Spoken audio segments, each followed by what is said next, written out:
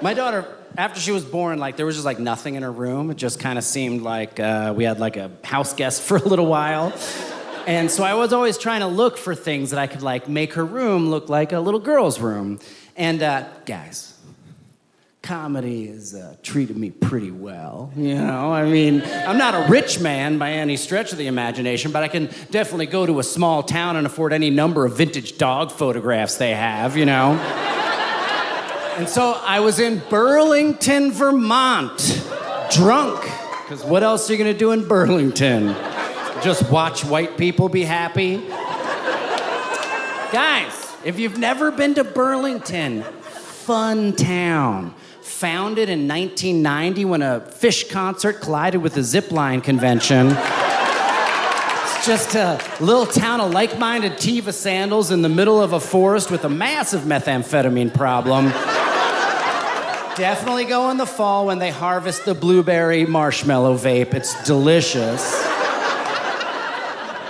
So I was there, 2 a.m, drunk in a snowstorm, and I saw a piece of art in a window that stopped me dead in my tracks.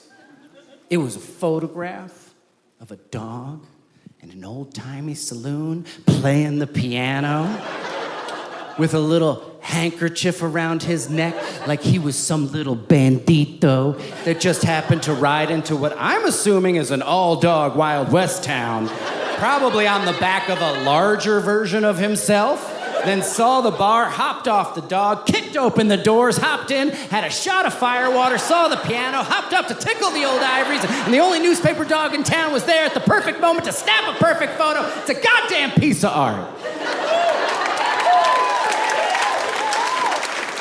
And I was like, my daughter needs this. So I went to bed, woke up the next morning, found the store. What the store is, turns out, it's a place where you can get dressed up in old-timey Wild West gear and get your picture taken in an old-timey saloon, which makes no sense for Burlington, Vermont.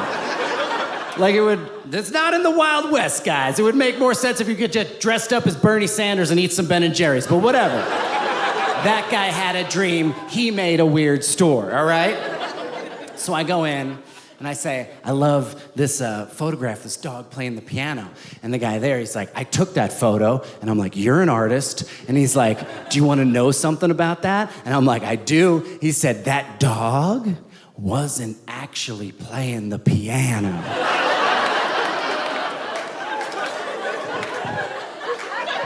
It's worth so much more to me now that he thought I was just walking by and saw the photo and was like, he has photographic proof of dogs playing the piano! I gotta show this to the scientists, man! So I was like, that's amazing. I would love to buy it for my daughter. He gets very serious. He's like, oh, this photo's not for sale. This was a client. I took this photograph of a client's dog. Also, it's an heirloom frame from my wife's family. I could never part with it. And then in my head, I was like, oh no, if I don't get this for my daughter, I'm a bad dad, aren't I? And then I was like, maybe I should offer him more than I think it's worth. But the thing is, I don't know what things are worth. And I was like, should I offer him $100? Like, is this worth like a third of a gas pump? I don't know. And so then I panicked and I was just like, I'll give you $100. And he just went, are you kidding me?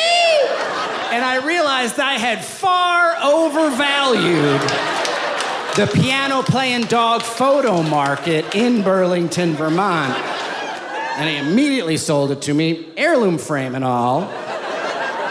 And I realized that at that time, I had become the bad guy in every 80s movie ever. Just like walking into a small town with my douchebag LA money, like, oh, is it not for sale, old man? Well, now it is.